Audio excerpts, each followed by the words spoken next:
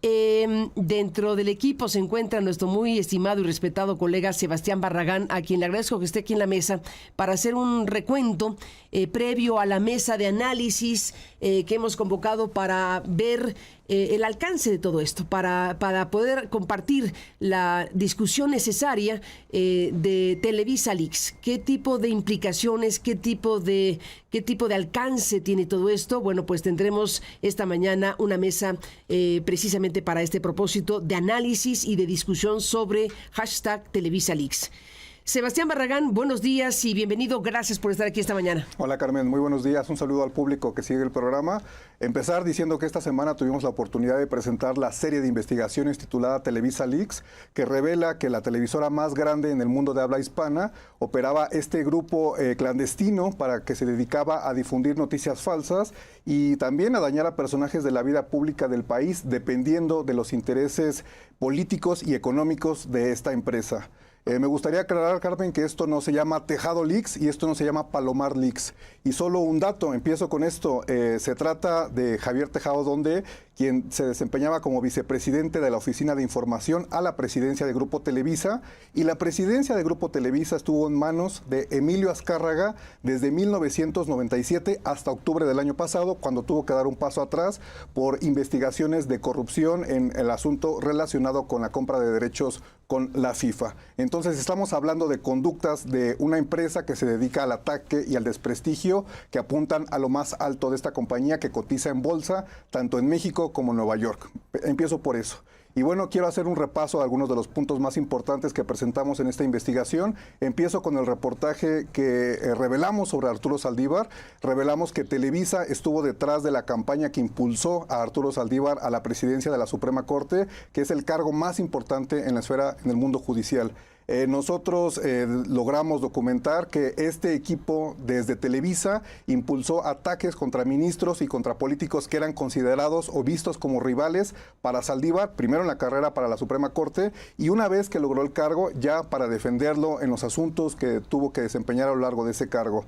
Por ejemplo, en 2018 vimos o documentamos los ataques que se realizaron contra los ministros Alberto Pérez Dayán y Alfredo Gutiérrez Ortiz Mena, que eran candidatos también al cargo que finalmente obtuvo Saldívar. En esa campaña se atacó a la ministra ya retirada, Olga Sánchez Cordero, que era la secretaria de Gobernación en el sexenio de Andrés Manuel López Obrador, y también contra Luis María Aguilar, que era el ministro presidente saliente. Vamos a ver un fragmento del video que se elaboró contra el ministro Alberto Pérez Dayán, a quien le inventaron una campaña para señalarlo, que acudió a Las Vegas a la pelea del Canelo Álvarez con dinero, primero dijeron de la corte y luego del empresario Carlos Slim. En los reportajes en aristeguinoticias.com se ve a Paco Rullán, que cobraba nómina en la Suprema Corte, operando en el Palomar. Se ve detrás la antena de Televisa, que todos ubicamos en Avenida Chapultepec, y donde tradicionalmente Televisa prende un árbol de Navidad todas las Navidades. Y aquí una pregunta: ¿por qué ni Arturo Saldívar ni Tejado Donde en su réplica personal mencionaron o aclararon este punto del reportaje? Nosotros, y lo vemos en pantalla, mostramos cómo estos dos trabajadores de la Suprema Corte tenían correos institucionales tanto de Televisa como de la Suprema Corte y tenían su vida laboral en Televisa, tenían todos los accesos, las credenciales y una vida en este Palomar dedicado a atacar a personas de la vida pública dependiendo de los intereses de Televisa.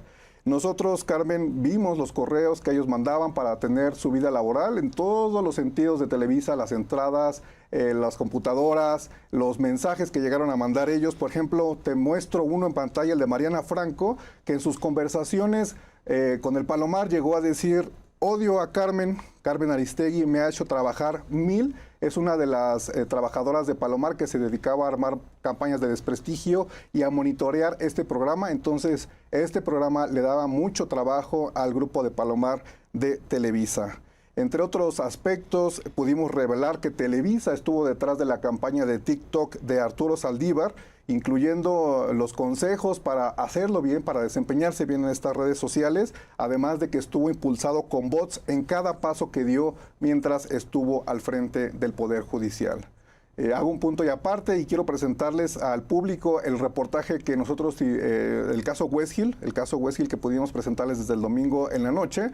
Ahí presentamos cómo trabajadores de Televisa actuaron testimonios de abuso sexual para acusar al hijo menor de edad del magistrado Jorge Arturo Camero Ocampo de haber atacado sexualmente a una compañera.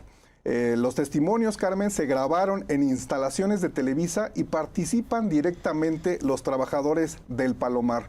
Pudimos acceder a los 5 terabytes, a los videos originales de esta grabación y vamos a escuchar cómo los trabajadores de Televisa se divirtieron grabando estos testimonios falsos. Adelante. El mormón con múltiples esposas. A ver, toma uno, Carla Aguilar. O sea, si estamos dando este testimonio de forma anónima, es porque sabemos quién es la familia Camero. Y tenemos miedo de lo que puede llegar a ser la familia Camero. ¿Por qué creen que las niñas víctimas de este escuincle se fueron a vivir a Estados Unidos? Toda la familia se fue a vivir a Estados Unidos. Imagínate nada más la capacidad y el poder que todos sabemos que tiene una familia así. Muy bien, corto.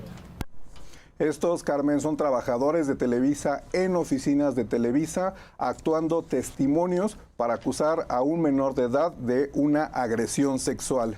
En este caso también documentamos cómo se armó toda una campaña en redes impulsada con bots, se armó una página de Facebook, una página de YouTube para impulsar esta campaña. El reportaje, todos los testimonios lo pueden ver en nuestra página de internet, aristeguinoticias.com y en YouTube, por supuesto. Entre los 5 terabytes de información, Carmen, pudimos documentar los ataques que ha realizado Televisa a lo largo de los años contra ti, contra Carmen Aristegui y contra este sitio de noticias, corroborando algo que nos dijo la fuente en su primera comunicación. Es la periodista que más odia a mi jefe. Carmen Aristegui es la periodista que más odia a mi jefe. Voy a mencionar uno de los 3 ataques corroborados que pudimos documentar en esta serie de reportajes. En 2024, este medio de comunicación publicó que Alberto Fernández denunció en Estados Unidos a los principales ejecutivos de la televisora. Se trata de Emilio Azcárraga, Bernardo Gómez y Alfonso de Angoitia por presunto lavado de dinero ante la Comisión de Bolsa y de Valores en Estados Unidos. La respuesta de Palomar fue activar una campaña con notas en medios de comunicación y bots, afirmando que tú, Carmen Aristegui, le habías avisado a Fernández que tenía una ficha roja de Interpol. En los chats que pudimos revisar, se ve cómo se fabricó la conversación de WhatsApp, que luego, Carmen, circuló en en medios de comunicación y en las redes sociales. Para esta campaña se fabricó un video acusando que la conversación que supuestamente, totalmente falsa, tú habías tenido con Fernández, estaba en manos de la policía española. Vamos a ver solo un fragmento de esta campaña negativa. Carmen Aristegui tiene una nueva profesión, defensora de delincuentes. Nada más y nada menos ha estado ayudando al artífice del Fobaproa, el saqueador número 1 del país, a librar la cárcel. Eduardo Fernández es amigo de Aristegui desde hace años. Las participaciones de este extorsionador en su programa de radio lo confirman. Toda una historia con Eduardo Fernández que en algún otro momento tendremos oportunidad de comentar. Chequen cómo se le ilumina la cara a Aristegui y su risa de complicidad. Primero, Aristegui reveló que Fernández había sido detenido en España, huyendo de Miami, pero no dijo que ella fue quien le dio el pitazo. Así lo demuestran chats de WhatsApp entre ellos. En este video que acabamos de ver tenemos los chats de Telegram de ellos donde se ordenaba modificarte la cara para hacer este video, la sonrisa esta que mencionaba el video, todo trucado desde el Palomar de Televisa. Carmen, esta semana también... Sería bueno, déjame hacer un paréntesis, sí. Sería bueno que los medios que publicaron informaciones que ahora sabemos fueron fabricadas, pues digan algo, ¿no? Así es. Los que publicaron estas fabricaciones, hablo de mi persona, en contra de mi persona, pues tendrían que decir algo una vez que se pone en evidencia cómo se fabricó estas noticias en contra de nuestro medio y en contra de mi persona, y pues las publicaron sin más. ¿Quién se las dio? ¿Por qué las publicaron? Ahí están los medios que han colaborado con Televisa o con Tejado Donde para dar a conocer a un público que lee este tipo de cosas sin tener conocimiento de que provienen de esto, que fueron elaboradas de esta forma, inventadas. inventadas para dañar a la periodista que estaba exponiendo junto con el equipo una investigación muy fuerte de, en este caso, Eduardo Fernández, el expresidente de la Comisión Nacional Bancaria y Valores, que fue, por cierto, denunciado y que, por cierto, se allanó, vaya usted a saber en qué condiciones, y que lo han declarado culpable por acusaciones de daño moral, y no sé en qué quedó el tema de la extorsión, de lo que también lo acusaron. Esa historia la hemos contado aquí, pero más allá de lo que aquí hemos contado específicamente el asunto, la fabricación para dañar al medio que se atrevió a dar espacio a el exregulador de los mercados financieros y bancarios de México, que presentó un documento ante la SEC, que hemos hablado del asunto aquí ampliamente en su momento. Bueno, pues a partir de eso es que vinieron estos ataques, que no es cualquier cosa, que ahora sepamos, como nos lo indican los 5 terabytes, que eso fue fabricado de esa manera, para dañar al medio y a la periodista, y hubo medios que lo publicaron. ¿Tendrán algo que decir? ¿Tendrán algo que decir? Deberían, ¿no? Deberían totalmente, Carmen, porque sí pudimos documentar cómo esta evidencia se fabricó desde las citas a las juntas con Javier Tejado, desde las instrucciones para fabricar estos chats, luego la manipulación de los videos y finalmente la publicación en medios, que algunos lo citaron, algunos publicaron el chat y otros dieron a conocer que incluso estaba en manos de la policía española como evidencia. ¿Y qué es esto? Una presión para decir que estás bajo investigación. Y de hecho hasta usurparon a la policía, usurparon a las autoridades españolas porque se citó algo falsamente como si proviniera de la policía española. Así es. Falsamente, aquí está totalmente identificado. Entonces hasta se atrevieron a todo. Se atrevieron a usar los nombres y los tipos de medios prestigiosos internacionales y se atrevieron a decir, para que la gente lo creyera, que esto era información de la policía española, y periodistas, entre comillísimas, lo de periodistas, que lo publicaron. ¿Tienen algo que decir frente a estos 5 terabytes y frente a estas historias publicadas? Ahí lo dejamos, ojalá que sí. Periodistas de todos los niveles, columnistas, medios de comunicación reconocidos, algunos muy de redes sociales, y cierro con esto, estas campañas cerraban con bots que masificaban esto, lo viralizaban para hacer creer que la gente estaba leyendo esto, que era una idea que estaba circulando. Entonces la campaña de Televisa incluía todo, desde la fabricación hasta la viralización de los temas para estas campañas de desprestigio tremendas. Quiero mencionar un caso más, Carmen, que es el de Interjet y los ataques contra la familia de Miguel Alemán Magnani, esto con motivo de la disputa que tuvo Televisa por la compra de Radiopolis. En este caso, el Palomar se dedicó a desprestigiar a la aerolínea Interjet, posicionando en redes la presunta impuntualidad, el mal servicio y el peligro que representaba volar en esta empresa. También difundieron videos donde Miguel Alemán aparece tras las rejas y se le acusa de fraude y de ladrón. Vamos a ver un fragmento de esta campaña negativa.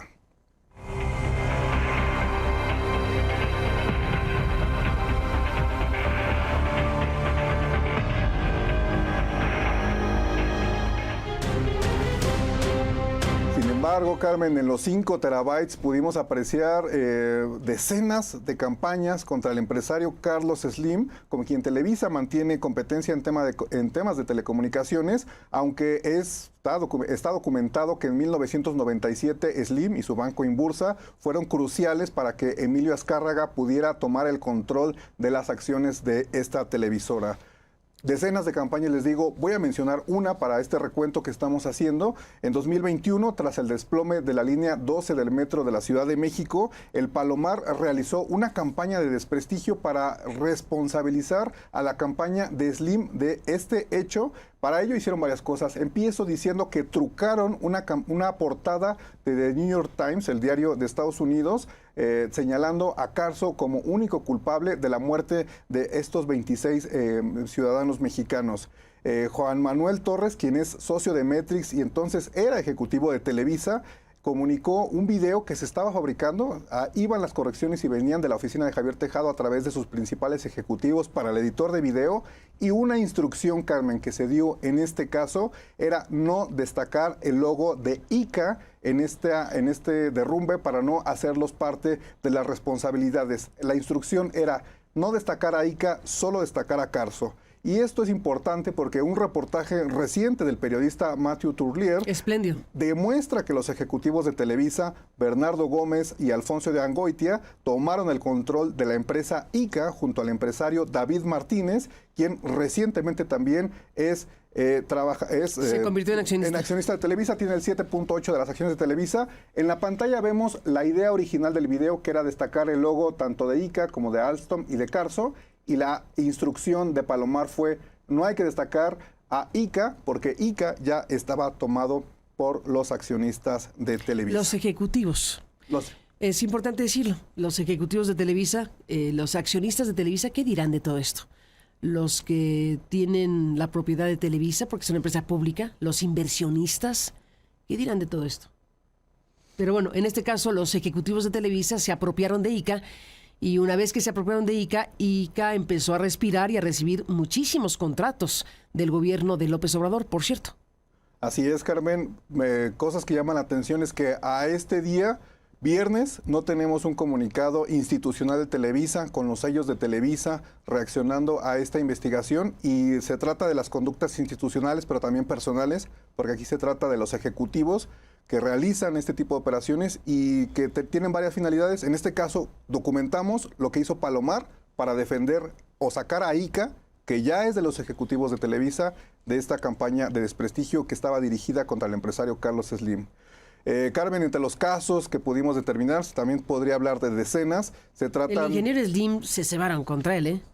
O Sí. sea, una hazaña, digo, al final de cuentas, habiendo sido una figura relevante para que Emilio Azcárraga Gallán, como lo dijiste, lograr el control accionario, pues en aquella operación que se hizo, hay que recordar, hablando de Zedillo, ¿no? Se ha hablado mucho de Zedillo en esta semana, y hablando de Televisa ahora con el tema de Carlos Slim, hay que recordar que cuando murió el padre de Emilio Azcárraga Milmo, cuando murió, bueno, pues había una circunstancia en donde no quedaba claro quién tomaría el control accionario de la principal televisora del país, y ciertamente fue, quien lo dijera, Eduardo Fernández, que era el presidente de la Comisión Nacional Bancaria y de Valores de aquellos años, a quien le encargó Zedillo hacer lo necesario para que ese control accionario quedara en manos de Emilio Azcárraga.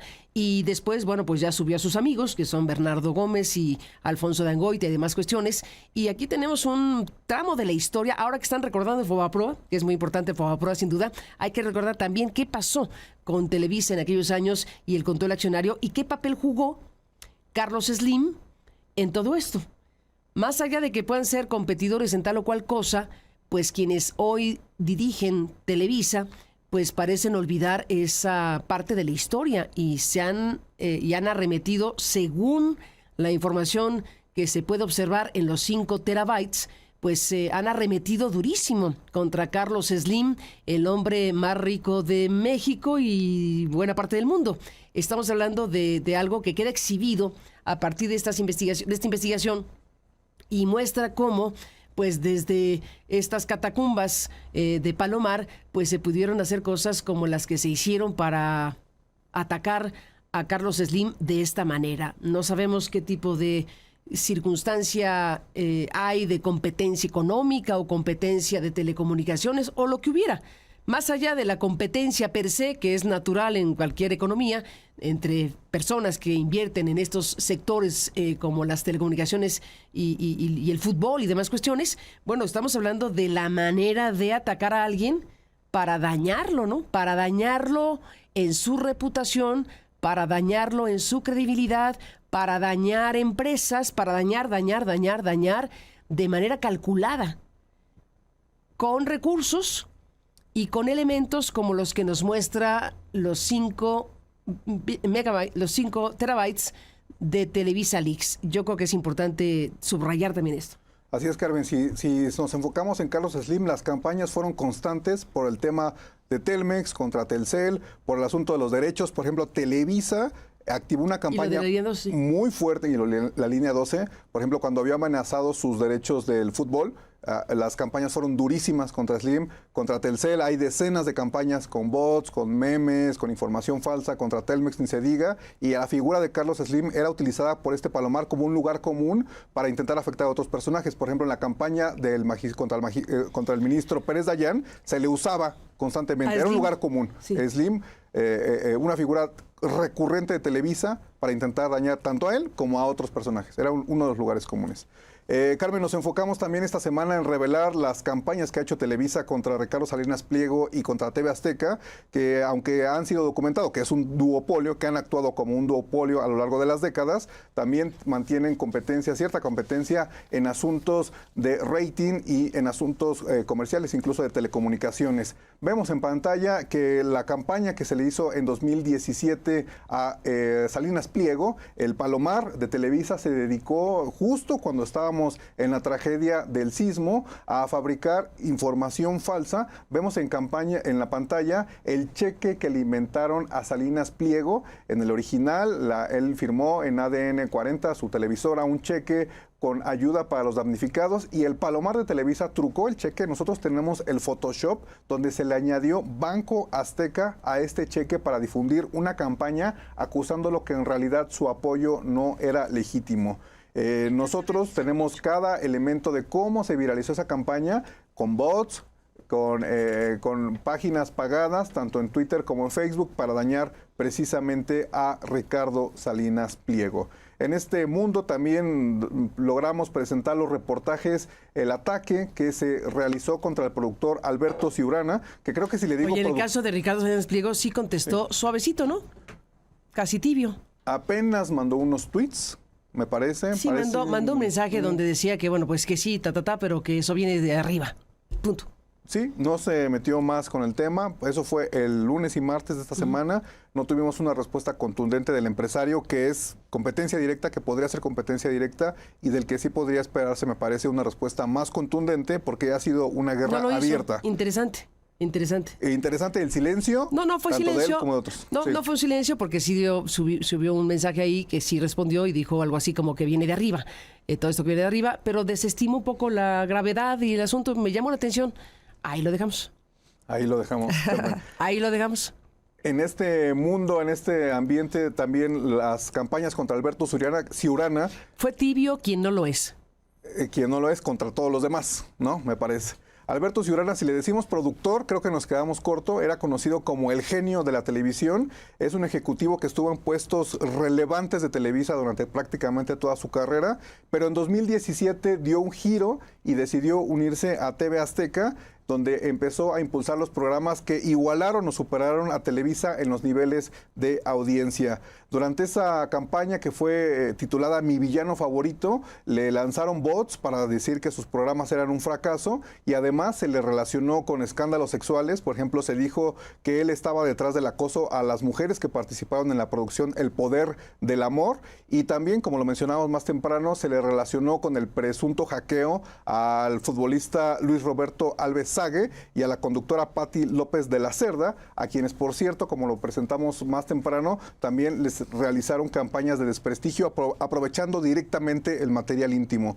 Destacar que en las carpetas, Carmen, en los 5 terabytes encontramos el material íntimo de estas dos personas en crudo, y todas las producciones que ellos realizaron: memes, videos, burlas, descalificaciones contra TV Azteca, en particular contra estas dos personas, sin importar, por ejemplo, que Sague, que es un futbolista muy conocido del América, el equipo de Emilio Azcárraga, estaba casado con Paola Rojas, quien en ese momento conducía un noticiario estelar en Televisa, el programa de la mañana.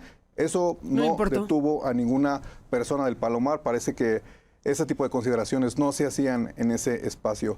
Quiero presentar un fragmento del reportaje. Vamos a escuchar la voz de Brandon Celaya exponiendo elementos de este tema.